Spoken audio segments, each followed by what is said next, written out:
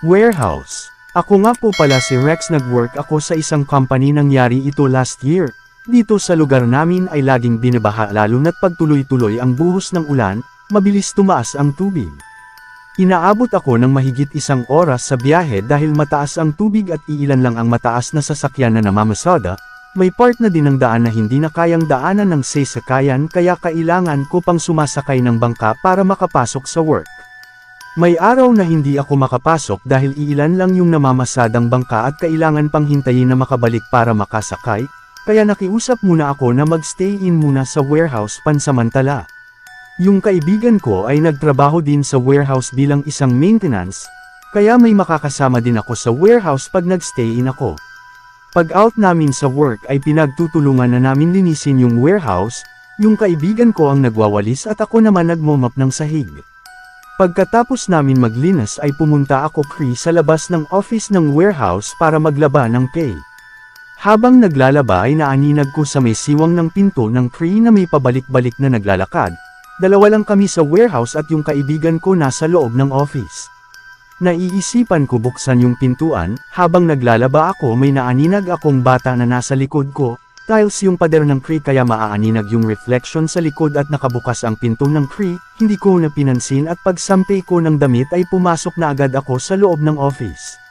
Pagpasok ko sa loob ng office ay nagtatakang tanong ng kasama ko kung saan ako galing, dahil bago ako pumasok sa loob ng office ay nakita niya daw ako sa tapat ng pinto na pinaglalaruan yung mop, pero pagkatapos namin maglinis ay lumabas agad ako para maglaba. Hating gabi na ay may naririnig kaming nagtatakbuhan sa labas ng office, inakala namin na pusa lang iyon pero nagduda na kami dahil kinakalabog na ang pader at dinig din namin may nagtatakbuhan sa hagdan. Meron itaas yung warehouse kung saan nakalagay yung ibang gamit at yung hagdan ay gawa sa bakal. Kumuha agad ng flashlight ang kasama ko para tignan namin kung may ibang nakapasok sa loob ng warehouse, pati sa taas ay tinignan namin pero wala kaming nakita. Isang gabi naman ay mag 2 AM na nang magising ako ay naisipan kong umihi na lang sa labas ng warehouse at sa harap ako dumaan.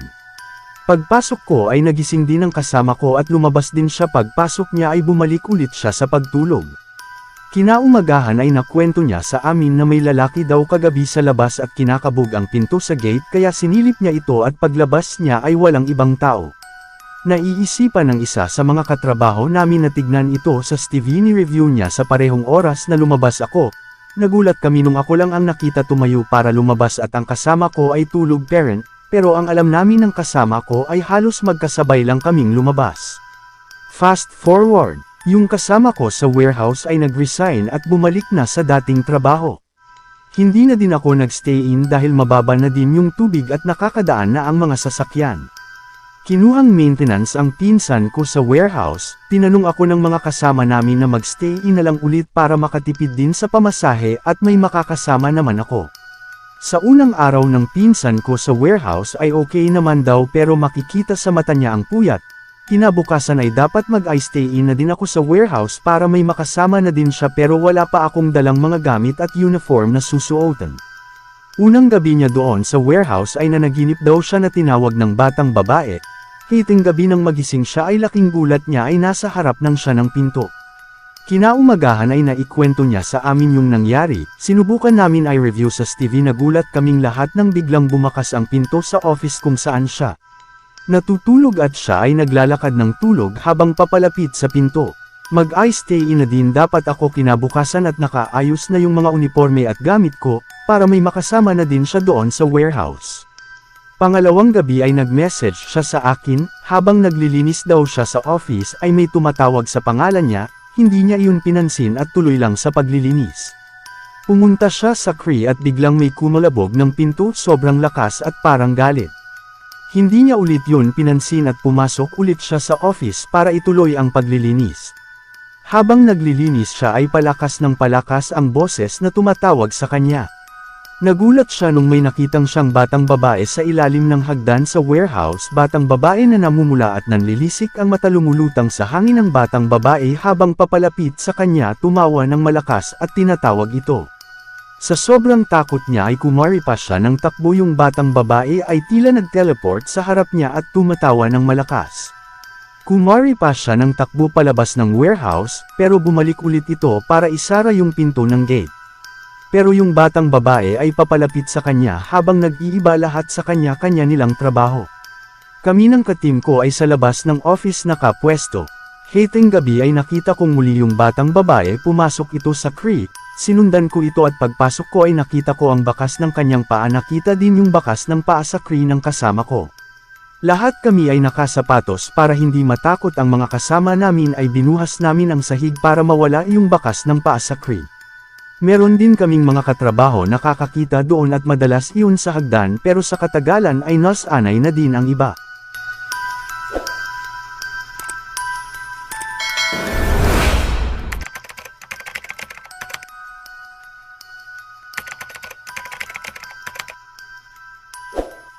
Night shift. This experience of mine happened years ago. Year 2018 if I'm not mistaken. Nagtrabaho kami sa isang kainan, tapsilogan, ng partner ko noon. Siya ang nagpasok sa akin, nung una hindi pumayag pero dahil need talaga nila ng tao ay no choice sila. Yung pwesto ng kainan ay highway at gilid ng gasoline station. Building type, second floor kami. Kainan din yung sa baba, tindahan ng damit, tapos bar naman yung katabi. 2 shift lang meron kami, 7 AM 7 PM, 7 PM hanggang 7 AM. 2 crew lang din kada shift. Weekly nag-rotate ang schedule namin. Kasama ko nga ang partner ko sa duty lagi, puwera na lang kung day off ng isa sa amin. All around pala ang gawain dun pero syempre may pinaka-station ka talaga. Cashier palagi ako tapos kitchen naman yung partner ko.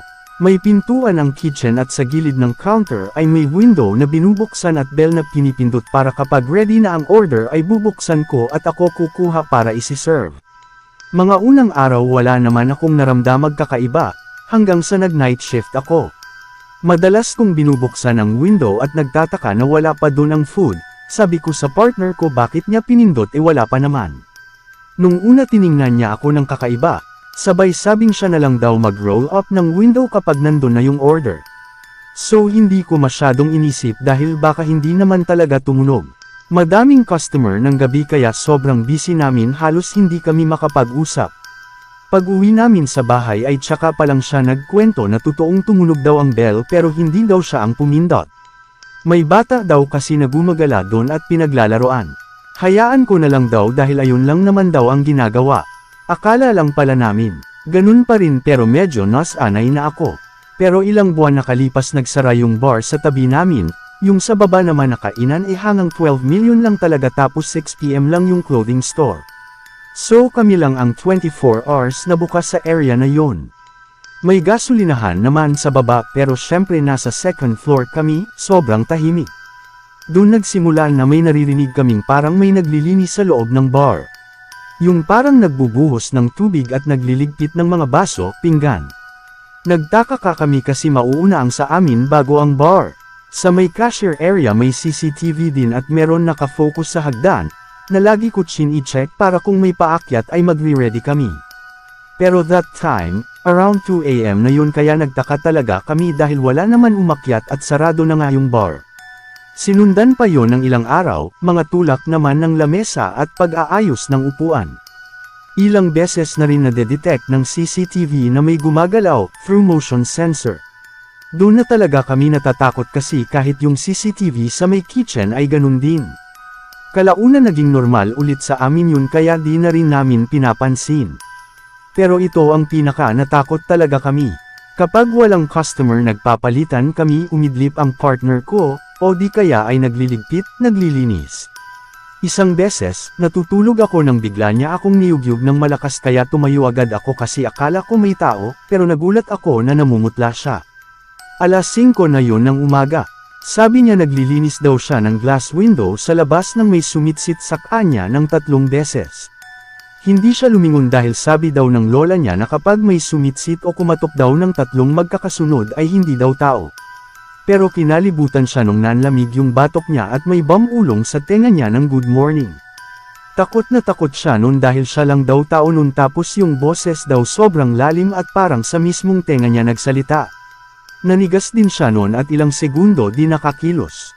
Simula nun tsaka na lang siya naglilinis ng bintana tuwing may liwanag na. Isang beses din sa akin, nagmamap ako ng dining tapos yung partner ko nasa kitchen may ginagawa, 4 AM yung tandang-tanda ko. Narinig ko na tinawag niya ako, kaya, pumasok ako at tinanong kung bakit. Sabi niya hindi daw siya nagsasalita. Sobrang tahimik nun kaya rinig ko na boses niya yon, pero dahil sinabi niyang hindi siya ay alam ko na kung ano. Tinuloy ko na lang yung ginagawa ko at hindi ginawang big deal. Pero maya-maya parang nagsitayuan yung balahibo sa batok ko nang may nagsalita sa likod ko mismo ng gusto mo tulungan kita.